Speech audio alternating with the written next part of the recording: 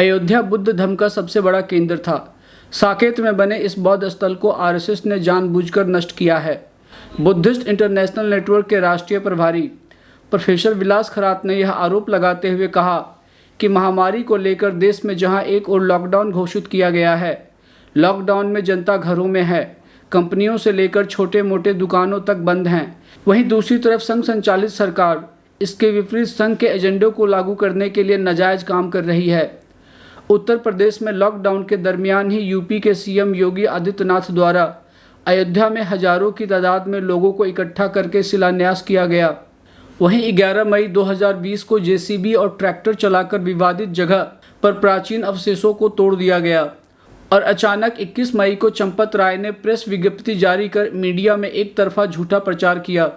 Media में झूठी खबरें फैलाई गई कि समतलीकरण में राम मंदिर तथा शिवलिंग मिला है, जबकि वहां पर कमल का फूल, अष्टकोणी मनौती स्तूप तथा बुद्ध प्रतिमाएं प्राप्त हुए हैं जो बुद्ध के हैं। प्रोफेसर खरात ने कहा, ऐतिहासिक दृष्टि से अगर देखा जाए तो ब्राह्मणवादी लोग षड्यंत्रकारी और हिंसक हैं। 22-23 दिसंबर 1949 को नेहरू के द्वारा फैज़ाबाद जिले के कलेक्टर के नायर के हाथों रामलला की मूर्ति मस्जिद में रखी गई।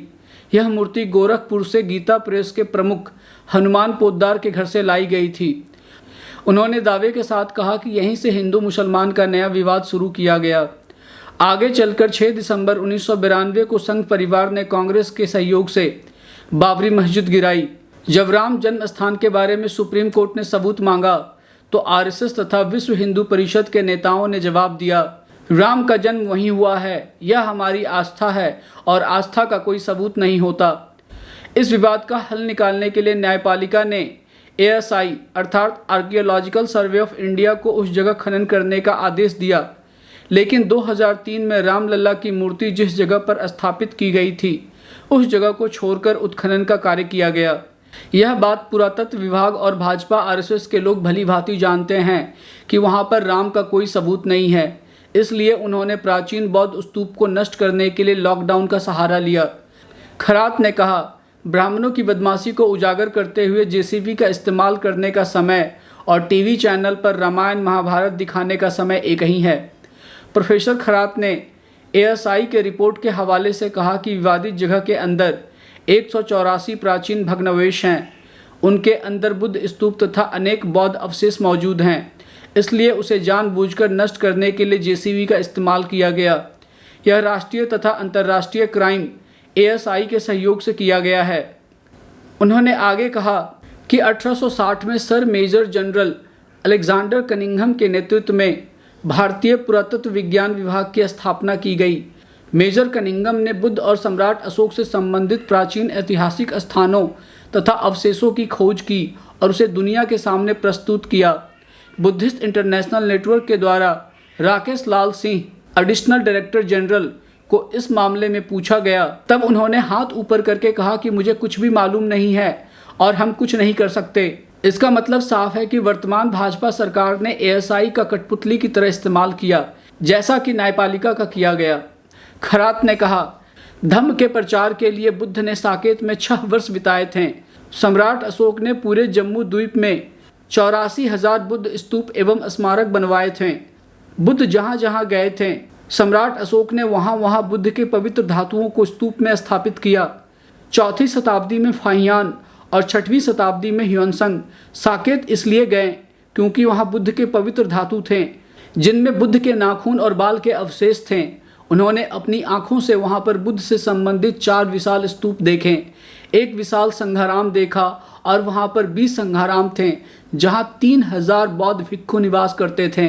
साकेत बौद्ध धर्म का महत्वपूर्ण केंद्र था।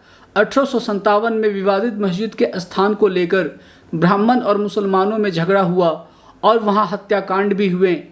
वह जगह किसकी है इसकी तहकीकात करने के लिए मेजर जनरल कनिंघम वहाँ गए। कनिंघम ने उस रिपोर्ट में सिद्ध किया कि साकेत या अयोध्या में केवल और केवल प्राचीन बौद्ध पुरातात्विक अवशेष हैं, जहाँ पर सम्राट अशोक द्वारा निर्मित 4 बड़े स्तूप हैं, जिसे आज वर्तमान में मणि पर्वत, सुग्रीव पर्वत और कुबेर पर्वत कहते हैं। सम्राट अशोक द्वारा 200 फीट ऊंचा बौद्ध स्तूप बनवाया गया। 1891 में अवध प्रांत के पुरातात्विक विभाग के प्रमुख ए फ्यूअर ने एएसआई द्वारा अवध प्रांत में पाए जाने वाले पुरातात्विक अवशेष और शिलालेख इनका जायजा लिया। उन्होंने भी कनिंघम की खोज को मान्यता दी और यह दावे के साथ कहा कि साकेत में संपूर्ण अवशेष केवल बौद्ध अवशेष हैं। अंत में प्रोफेसर विलास खरात ने कहा, साकेत यह धरोहर समस्त मूल निवासी बहुजनों की धरोहर है। वह हमारा प्रेरणा स्थल है। उस पर सबूत न होते हुए भी विदेशी यूरेशियन ब्राह्मणों का नाजायज कब्जा होना यह एक बहुत बड़ा षड्यंत्र है। इस षड्यंत्र की आड़ में विदेशी यूरेशियन ब्राह्मण ब्राह्मणी राष्ट्र की स्थापना करने में लगे हुए हैं। इसलिए यह लड़ाई 85% मूल निवासी बहुजनों को एक साथ आकर एक मकसद के लिए लड़ना होगा। इसके लिए बुद्धिस्ट इंटरनेशनल नेटवर्क राष्ट्रीय एवं अंतर्राष्ट्रीय स्तर पर पहल करके यह लड़ाई लड़ रही है। हम यह लड़ाई सुप्रीम कोर्ट में भी लड़ रहे हैं और जनता के न्यायालय में भी लड़ रहे हैं। इस लड़ाई को अंजाम तक पहुंचाने के लिए राष्ट्रव्यापी जन आंदोलन खड़ा करना होगा। उसी से इसका समाधान संभव है। डॉक्टर बाबा साहब अम्बेडकर ने कहा है कि भारत का इतिहास यह बौद्ध धर्म बनाम वैदिक धर्म के बीच चला हुआ लगातार संघर्ष का इतिहास है। ब्राह्मणी धर्म का दर्शन शास्त्र वर्ण, जाति, छुआछूत, क्रमिक असमानता, घुमंतू जनजातियों को गुनहगार बनाना, आदिवासियों का अलगीकरण तथा महिलाओं की गुलामी है। वहीं बौद्ध दर्शन शास्त्र न्याय, समता, समानता और भाईचारे पर खड़ा है। बुद्ध धर्म के कारण भारत में सामाजिक क्रांति हुई और शूद्र राजा बने। मौर्य शासक बनने के बाद भारत में क्रांति का उदय हुआ, समतावादी व्यवस्था स्थापित हुई, ज्ञान विज्ञान का विकास हुआ। मौर्य साम्राज्य के खात्मे के बगैर वैदिक धर्म की स्थापना नहीं हो सकती थी। इस बात को मद्देनजर रखते हुए पुष्यमित्र शुंग ने मौर्य राजा बृहद्रथ की ईसा पूर्व 185 में हत्या कर दी। ब्राह्मणों ने हिंसा का सहारा लेकर प्रतिक्रांति की और साकेत पर कब्जा किया। शुंग का गुरु पतंजलि भी अपने ग्रंथ में साकेत का जिक्र अयोध्या न करते हुए साकेत ही करता है। ब्राह्मणों ने बाद के समय में साकेत पर कब्जा करके उसका ब्राह्मणीकरण करने के लिए अयोध्या नाम दिया, जबकि साकेत यह मूल निवासी बहुजनों की प्रेरणा भूमि, उनकी विरासत है। 6 दिसंबर 1992 को बाबरी मस्जिद को तीसरी बार ध्वस्त की गई। पहला प्रयास 1934 को किया गया था, जिसमें पुराने गुंबद को गिराया गया था। फिर अंग्रेजों ने नए गुंबद बनाए। इसके बाद विश्व हिंदू परिषद द्वारा कार्य सेवकों के माध्यम से 18,000 लोगों की मौजूदगी में उसे तोड़ने का प्रयास किया गया, मगर वे विफल रहे। फिर 1992 को कांग्रेस के सहयोग से बाबरी मस्जिद ध्वस्त की गई। राम मंदिर का मुद्दा कांग्रेस और आरएसएस ने आपसी समझौते के तहत चलाया। न्यायपालिका के द्वारा फैसला आया, वह भी आपसी समझौते के तहत ही आया। भले ही न्यायपालिका या आरएसएस या भाजपा यह कहे कि एएसआई की रिपोर्ट 2003 के आधार पर फैसला दिया गया, लेकिन यह फैसला पुरातात्विक रिपोर्ट के आधार पर नहीं, बल्कि आस्था और श्रद्धा के आधार पर दिया गया।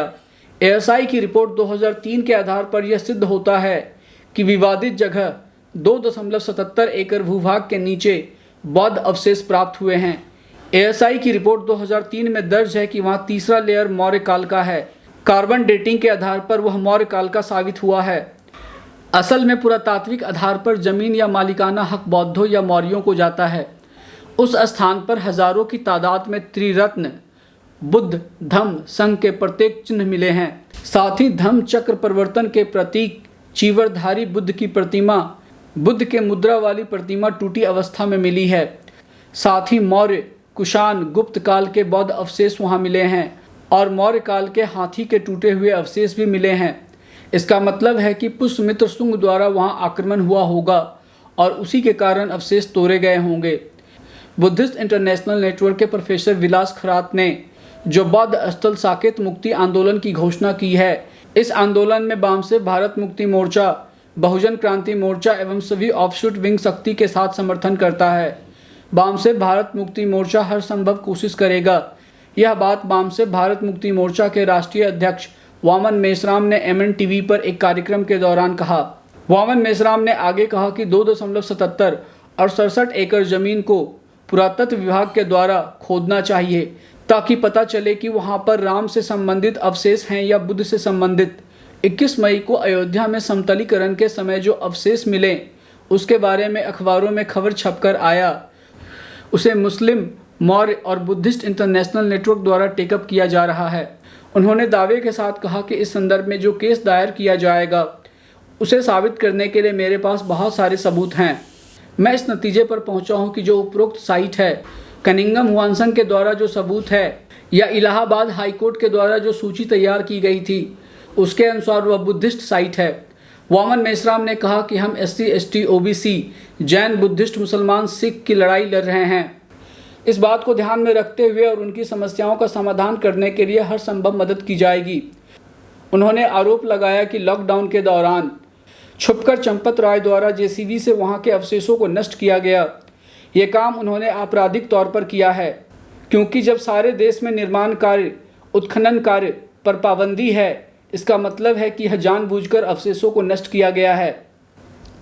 इसलिए चंपत रॉय पर पुरातत्व विभाग द्वारा कानूनी कार्रवाई की जानी चाहिए। अंत में वामन मेश्राम ने कहा, जो प्रोफेसर विलास खरात ने साकेत विरोधी कानून चलाने की घोषणा की है, हम उनका संगठन शक्ति के साथ समर्थन करते हैं। हम भारत मुक्ति मोर्चा एवं सभी ऑफशूट संगठनों और SC, ST, OBC और माइनॉरिटी के तमाम संगठनों से अपील है कि बुद्धिस्ट इंटरनेशनल नेटवर्क द्वारा चलाए जा रहे आंदोलन को साथ सहयोग करें।